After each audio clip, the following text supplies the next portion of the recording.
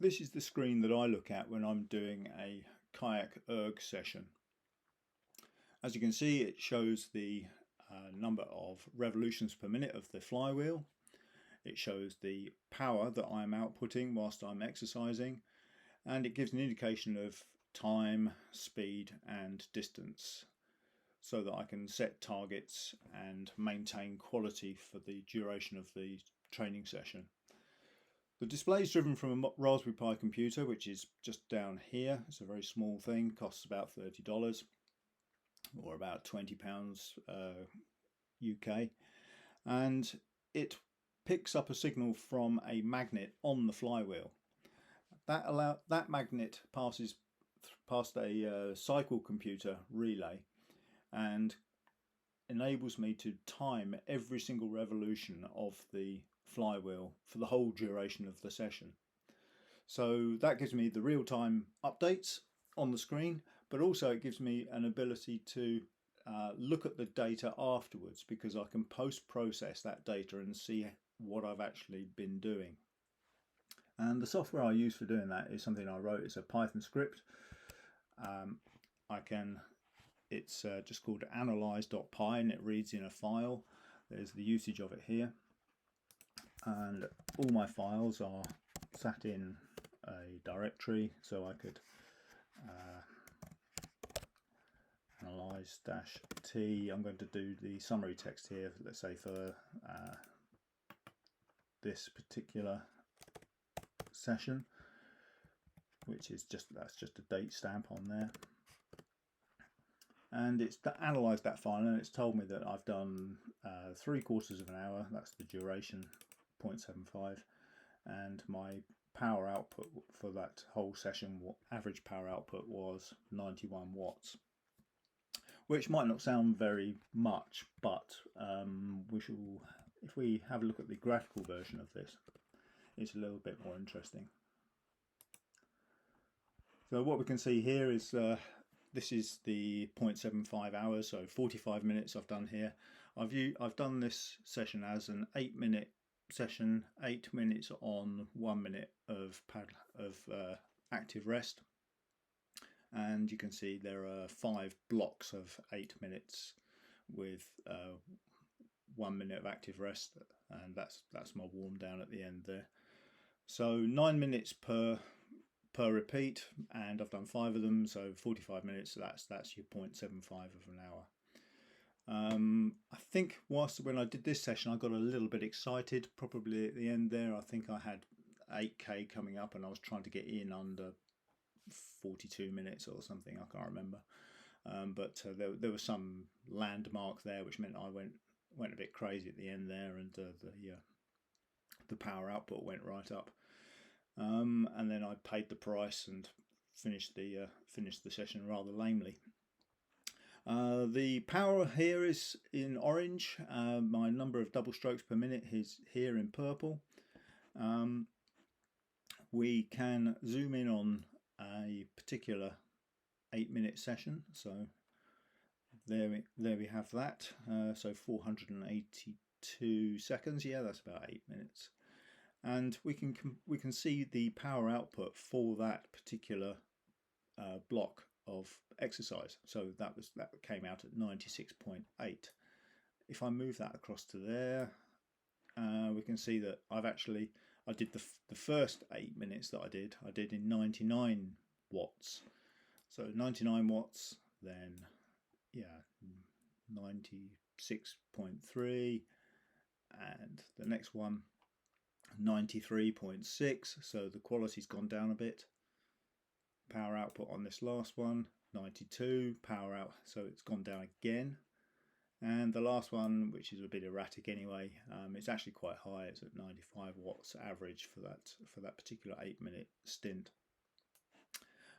If we look at the active rest periods, I can zoom in on there. That'll be about a minute long. 57.6 seconds. I've done 63 watts. Here 50 watts. This one's probably a bit lower. 48. That one looks slightly higher, doesn't it? 53 again. And then there's the warm down at 47.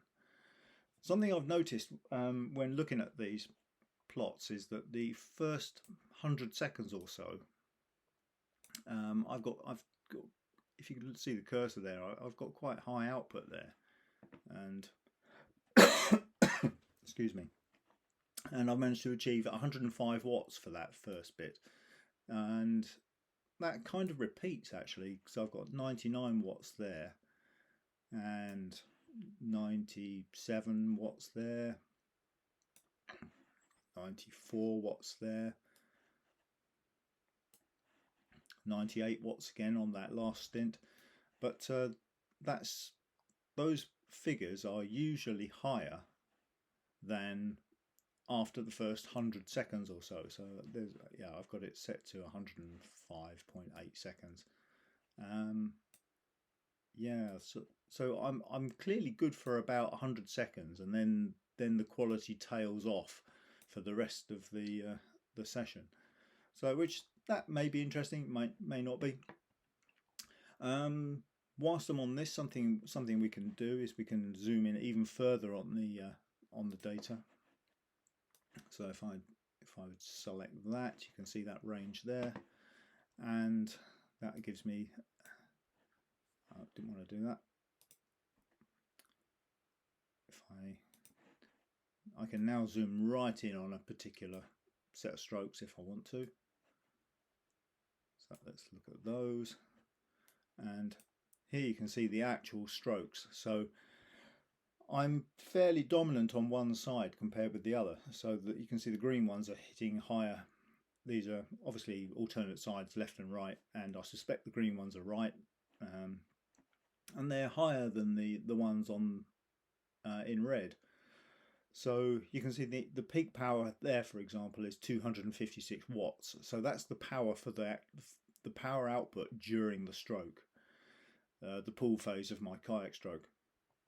Then obviously there's a gap before then there's a pull phase on the other side, and that's, you know, it's a good 40 watts down on one side compared with the other. 256 versus 211. I did worry about this a little bit, but I probably shouldn't, because the power is obviously incorporates time. It's the energy divided by the time, so the rate at which you can actually output your energy. And I can just output the energy faster on my right hand side than I can on my left hand side, but the actual energy is about the same. So this is the actual flywheel energy, and that's at 310 joules there. That's how much it actually contains that when it's revolving at the whatever, about 800 rpm or something like that. It's 300 joules. And here, even though there's been a weaker stroke, it's still at 309.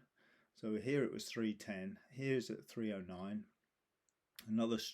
Another higher power stroke here, again it's 309. Weaker stroke here, we can't see that one. I'd have to pan across a little bit. So what are we saying? This one here is okay. So it's back up at 310 again. So if I just move that up there, you can see that my energy level in the flywheel is about the same for the whole thing, despite these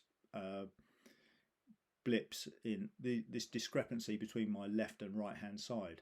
And that's because the time here is shorter for the same energy as the time here